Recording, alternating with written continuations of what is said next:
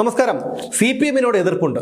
പക്ഷേ CPM-ന്റെ സംഘടനാ തിരഞ്ഞെടുപ്പ് പ്രക്രിയ രാജ്യത്ത് മറ്റൊരു പാർട്ടിക്കുമില്ല എന്നുള്ളത് യാഥാർത്ഥ്യം തന്നെയാണ്.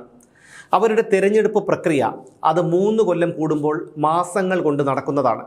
അതിൽ ജനാധിപത്യമുണ്ടോ ഇല്ലയോ എന്നുള്ളത് രണ്ടാമത്തെ കാര്യം.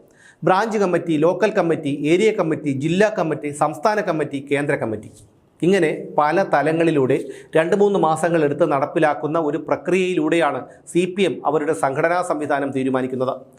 അങ്ങനെ തീരുമാനിച്ചു കഴിഞ്ഞാൽ ആ സംഘടനാ സംവിധാനമാണ് പിന്നീടുള്ള 3 വർഷം ഈ പാർട്ടിയെ നിയന്ത്രിക്കുന്നത്. കഴിഞ്ഞ കുറച്ചു കാലങ്ങളായി സംസ്ഥാന കമ്മിറ്റിയും സംസ്ഥാന സെക്രട്ടറിയുമാണോ പാർട്ടിയെ നിയന്ത്രിച്ചിരുന്നത് എന്നൊരു മറുചോദ്യം ചോദിച്ചാൽ അല്ല എന്ന് തന്നെയാണ് ഉത്തരം. കാരണം ഈ സംഘടനാ സംവിധാനമൊക്കെ ഉണ്ടെങ്കിലും പിണറായി വിജയൻ്റെ കൈപ്പിടിയിലായിരുന്നു പാർട്ടിയും പാർട്ടി സെക്രട്ടറിയും.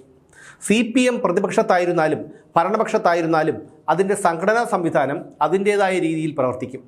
ഭരണപക്ഷത്തിരിക്കുമ്പോൾ സംഘടനാ സംവിധാനം നിർജീവമാകും, പ്രതിപക്ഷത്തിരിക്കുമ്പോൾ സജീവമാകും. അതാണ് അവരുടെ പ്രവർത്തന രീതി. ഇപ്പോഴത്തെ കാര്യം തന്നെ എടുക്കാം. ഇത്തവണത്തെ തെരഞ്ഞെടുപ്പിൽ CPM നേരിട്ടത് കനത്ത തിരിച്ചടിയാണ്. പക്ഷേ തോൽവിക്ക് ശേഷവും എത്രയോ തവണ CPM യോഗങ്ങൾ ചേർന്നു. തെറ്റുകൾ തിരുത്തി മുന്നോട്ട് പോകുമെന്നൊക്കെയാണ് അവർ ഓരോ കമ്മിറ്റികളിലും തീരുമാനമെടുക്കുന്നത്. അത് പ്രാവർത്തികമാകുന്നില്ല എന്നുള്ളത് വേറെ കാര്യം. പക്ഷേ സംഘടനാ സംവിധാനം അനുസരിച്ചുള്ള അവരുടെ യോഗങ്ങളൊക്കെ മുടങ്ങാതെ നടക്കുന്നുണ്ട്.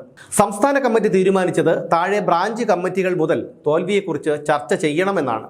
അതിൻ്റെ അടിസ്ഥാനത്തിൽ കീഴ്ഘടകങ്ങളിൽ ചർച്ചകൾ നടക്കുകയും ചെയ്തു. അത് പ്രാവർത്തികമായോ ഇല്ലയോ എന്നുള്ളത് അവിടെ നിൽക്കട്ടെ. പക്ഷേ അവരുടെ സംഘടനാ സംവിധാനം ശക്തമായി തന്നെ നടക്കുന്നുണ്ട്. എന്നാൽ കോൺഗ്രസിൻ്റെ കാര്യമോ? 4 കൊല്ലം മുൻപ് VD സതീശൻ പ്രതിപക്ഷ നേതാവും K സുധാകരൻ KPCC അധ്യക്ഷനുമായി വന്നപ്പോൾ പറഞ്ഞത് 3 മാസങ്ങൾക്കുള്ളിൽ എല്ലാ തട്ടിലും പുനഃസംഘടന നടത്തുമെന്നാണ്. 3 മാസങ്ങൾ മാത്രമല്ല, 3 വർഷങ്ങൾ കഴിഞ്ഞു. പക്ഷേ K സുധാകരൻ MP ആയി, VD സതീശൻ മുഖ്യമന്ത്രിയുമായി. പക്ഷേ പുനഃസംഘടന മാത്രം നടന്നില്ല. സുധാകരന് പകരം KPCC അധ്യക്ഷനായി വന്ന സണ്ണി ജോസഫും മത്സരിച്ച് മന്ത്രിയായി. KPCC പ്രസിഡന്റ് ആരാണെന്ന് ചോദിച്ചാൽ അത് സണ്ണി ജോസഫ് തന്നെയാണ്. 64 MLA-മാർ ഇപ്പോൾ കോൺഗ്രസിനുണ്ട്. 102 MLA-മാരുമായി കോൺഗ്രസ് ഇപ്പോൾ സംസ്ഥാനം ഭരിക്കുകയുമാണ്. ഈ കോൺഗ്രസിൻ്റെ സംഘടനാ സംവിധാനം ഇപ്പോഴും എവിടെയാണ്? പഴയതുപോലെ തന്നെയാണ്. അധികാരത്തിൽ വന്ന് 3 ആഴ്ച കഴിഞ്ഞിട്ടും കോൺഗ്രസിന് 3 വർക്കിംഗ് പ്രസിഡന്റുമാരും 1 പ്രസിഡന്റുമുണ്ട്. അതിൽ KPCC പ്രസിഡന്റ് മന്ത്രിയാണ്. 3 വർക്കിംഗ് പ്രസിഡന്റുമാരിൽ 2 പേർ, അതായത് AP അനിൽകുമാറും PC വിഷ്ണുനാഥും മന്ത്രിമാരാണിപ്പോൾ. സംസ്ഥാനം ഭരിക്കുന്ന സർക്കാരിന് നേതൃത്വം കൊടുക്കുന്ന കോൺഗ്രസ് പാർട്ടിക്ക് അവർ അധികാരത്തിൽ വന്ന് 3 ആഴ്ച കഴിഞ്ഞിട്ടും ഇപ്പോഴും പ്രസിഡന്റുമില്ല, വർക്കിംഗ് പ്രസിഡന്റുമാരുമില്ല. ആകെയുള്ളത് 1 വർക്കിംഗ് പ്രസിഡന്റ് മാത്രമാണ്, ഷാഫി പറമ്പിൽ.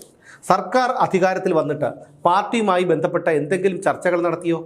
രാഷ്ട്രീയ കാര്യ സമിതി എന്നോ മറ്റോ പറഞ്ഞ് ഒരു സംവിധാനമുണ്ടാക്കി. എന്നിട്ടിപ്പോൾ അതും നിർജീവമായി.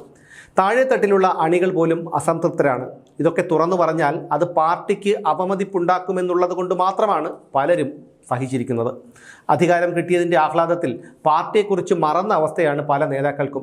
അടിയന്തരമായി ഇതിനൊരു പരിഹാരം കണ്ടില്ലെങ്കിൽ അത് വലിയ രീതിയിൽ പാർട്ടിക്ക് ദോഷം ചെയ്യുമെന്നുറപ്പാണ്.